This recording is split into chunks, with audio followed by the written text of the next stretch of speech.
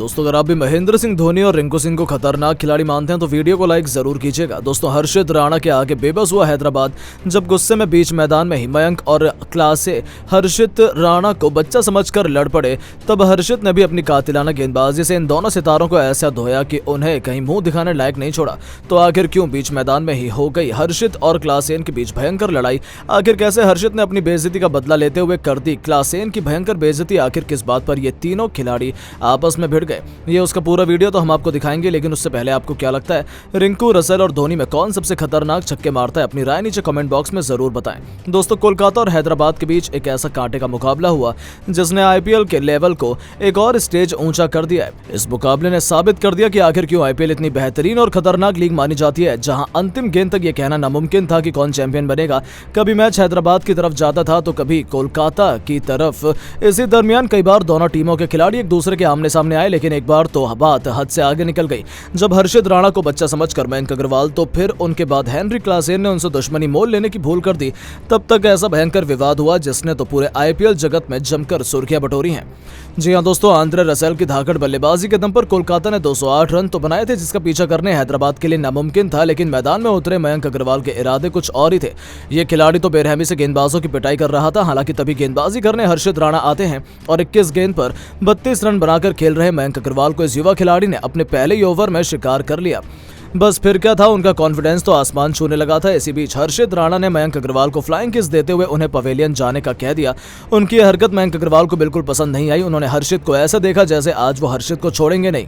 उन दोनों के बीच कहासुनी भी हो गई थी। ऐसा लगा था कि बात काफी बढ़ जाएगी, लेकिन हर्षित के साथी खिलाड़ियों के वहां आ जाने से मयंक अग्रवाल चुपचाप गुस्सा पी गए और पवेलियन लौट गए। लेकिन दोस्तों ये बात यहीं समाप्त नहीं हुई। जब हेनरी क्लासेन बल्लेबाजी करने उतरे तब उन्होंने पल भर में मैच का रुख पलट दिया।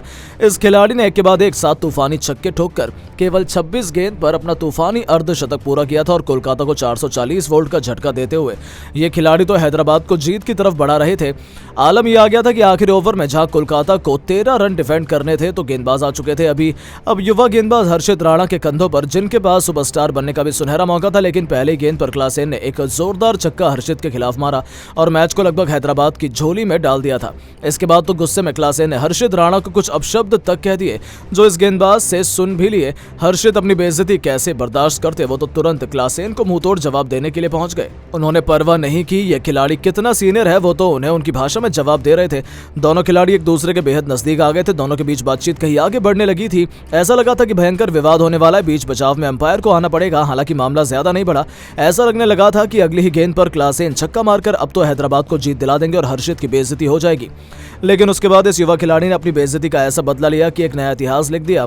जी हां, इस गेंदबाज ने तीसरी गेंद पर पहले शहबाज अहमद को अपना शिकार बनाया। तो जब आखिरी 2 गेंद में जब हैदराबाद को केवल 5 रन चाहिए थे, क्लासेन स्ट्राइक पर थे, तब हर्षित ने ऐसी गेंद फेंकी जिस पर यह बल्लेबाज तो पूरी तरीके से चकमा खा गया और एक बड़ा शॉट खेलने के प्रयास में यह खिलाड़ी फील्डर को अपना एक आसान सा कैच थमाकर पवेलियन लौट गया और आखिर गेंद पर भी हर्षित ने इसको डिफेंड किया। अपनी टीम को जीत दिलाने के बाद तो हर्षित का गुस्सा देखने लायक था।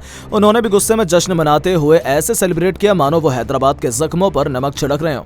उन्होंने हैदराबाद के ड्रेसिंग रूम की तरफ उंगली दिखाते हुए उन्हें वार्निंग तक दे डाली। सच में जिस तरीके से इस युवा खिलाड़ी ने अपना बदला लिया था वो तो काबिले तारीफ था। उन्होंने तो हैदराबाद की बोलती ही बंद कर दी थी। लेकिन दोस्तों अब आपको क्या लगता है, कोलकाता और हैदराबाद में कौन सा क्रिकेट टीम इस बार आईपीएल 2024 का चैंपियन बनने की बड़ी दावेदार है? अपनी राय नीचे कमेंट बॉक्स में जरूर बताएं और ऐसी शानदार खबरों के लिए चैनल को सब्सक्राइब जरूर करें। धन्यवाद।